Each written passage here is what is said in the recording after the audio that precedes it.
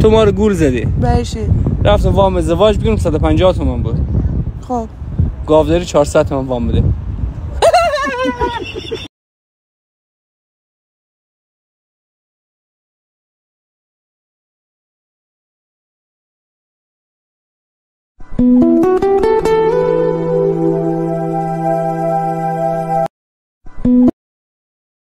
We almost had it all. The scars of your love, they leave me breathless. I can't help feeling we could have had it.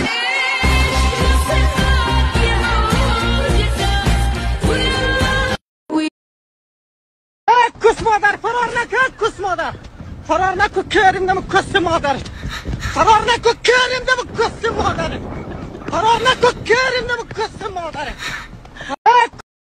Our problem is not to find girlfriend. What is important is money, war, business. Love is criminal than you think.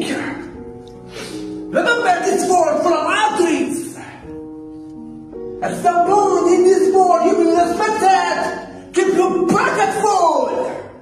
Hashtag Outreach. شما بفرمایید با کلام شیواتون خداحافظی کنید. اصلا امکان نداره، بفرمایید. آقا ما واشر، شما ارباب حلقه ها، بفرمایید. بنده اجاره به شرط تملیک، شما پنت هاوس برج. ما بنالبینیم، شما خواهش میکنم بفرمایید. آقا ما چی کوف میکنیم، شما چی میل دارین؟ آقا ما فلافل، شما مدیر عامل بخش فرآورده های گوشتی، بفرمایید. آقا ما چاکریم، شما نایس تو میت یو. آقا ما مخمون تاپ داره، شما حیات ویلاتون تاپ داره. آقا ما آب حوض، شما شیرموز. آقا ما سوختگی درجه 3، شما برنز شکلاتی. Taylor. Guys, this is the avatar that we need to Adele. watch, guys. Beyonce. Lizzo. Long ago, the music industry lived together in harmony. Then everything changed when Beyonce attacked. Only Aaliyah, the master of all music industry, could stop her. But when the world needed her most, she vanished. 23 years have passed, and TikTok detectives discovered the new master, an American rapper named Kanye West. And although he saved Taylor Swift, he has a lot to learn before he's ready to save everyone. But I believe Kanye could save the music industry.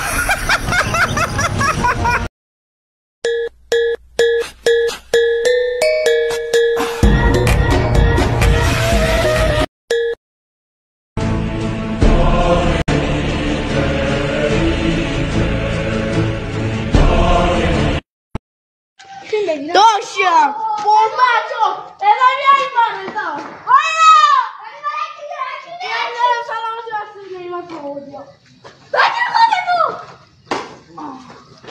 بریم برداریم زمین خلاصی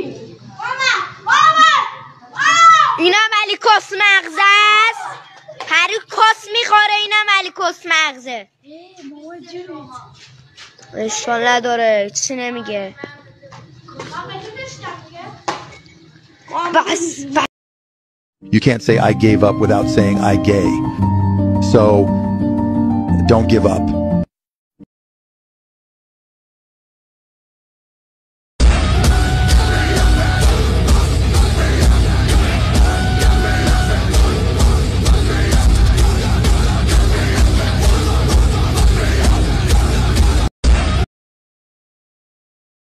Never say I love you again. Just say, whoa.